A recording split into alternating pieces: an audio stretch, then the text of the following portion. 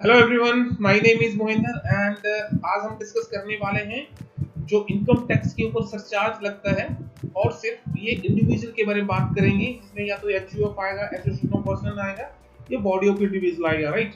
तो अभी हमने एक वीडियो में हम इसको कवर नहीं कर सकते क्योंकि इसका जो बहुत ज्यादा लेंथी हो जाते हैं और फिर आप लोग बोर होने लगते हैं। So I thought I should not make a complete video and इसको सेपरेट सेपरेट पार्ट में मैं इसको बनाने की कोशिश करूंगा। So you will get it in my playlist where you will find all the combined videos. अभी हम बात करेंगे रेट ऑफ सरचार्ज की, जो कि टोटल इनकम ऑफ इंडिविजुअल। अगर किसी इंडिविजुअल की जो इनकम है वो किसी स्लैब के बीच में फॉल होती है तो हम उसके ऊपर स्लैब वाइज जो है सरचार्ज लगाएंगे, ठीक है। अभी मैंने एक ऑलरेडी इससे पहले वाली वीडियो बनाई थी जिसमें ये बताया था कि भाई इस हिसाब से आपका जो है जो इनकम टैक्स है वो चार्ज होता है। That I have already given my previous video, you can check it, you can go and check it.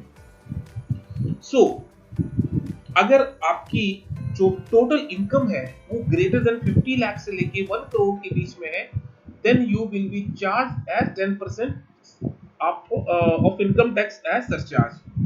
Let's say आपका टैक्स जो है वो निकल के आ रहा है, let's say आपकी इनकम जो है आपकी 50 या 60 लाख है, उसके बीच में आपका जो इनकम टैक्स निकल के आ रहा है वो 1 लाख का है। तो इसके ऊपर सर आपको 10,000 का और जो है आपको सरचार्ज देना पड़ेगा। ये 10% है 50 लाख से 1 करोड़ के बीच में।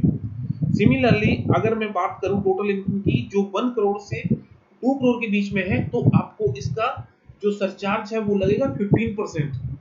जैसे जैसे आपका टोटल इनकम हायर है, सरचार्ज का रेट भी हायर होता जाएगा, ठीक है।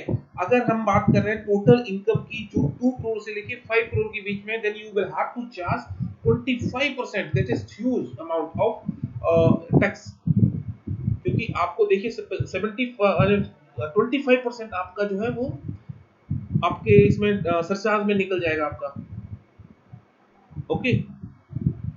अगर हम लोग 5 करोड़ की बात करें कि अगर आपकी टोटल इनकम जो 5 करोड़ से ऊपर की है, तो उस केस में आपको 37% का सरचार्ज जो है वो देना पड़ेगा।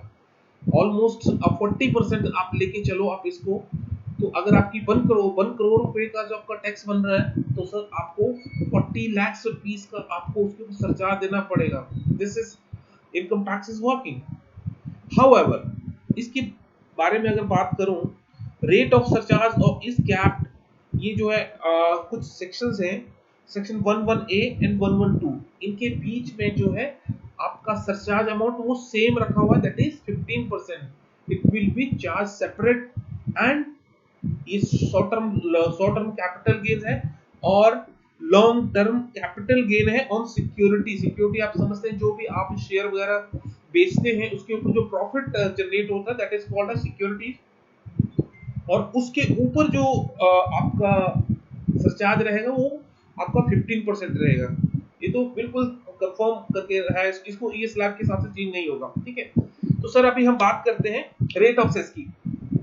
अब देखिए गवर्नमेंट के कितने सारे चार्जेस हैं आपको, चाहे आप इंडिविजुअल हैं चाहे आप कंपनी है, इनकी जो लायबिलिटी है वो इंक्रीज ही होती जाती है। तभी तो गवर्नमेंट के पास इतना सारा फंड्स आते हैं और वो इनका अलग अलग जगह पे इनका जो यूटिलाइजेशन करती है, ठीक है। उसके बाद आप 4% का हायर एजुकेशन सेस, अब देखिए इसके ऊपर एक और हायर एजुकेशन का सेस है 4% sir, that is of above mentioned rates. अब बात ये आती है कि 4% किसका लगेगा। तो my dear sir, income tax then surcharge, उन दोनों का जो टोटल आएगा उसके ऊपर 4% जब कैलकुलेट करेंगे, that will be your higher cess. So that will be 4%. Let's take an example. If your income tax is 100 rupees and you are paying 100 rupees, sorry, you are paying 10 rupees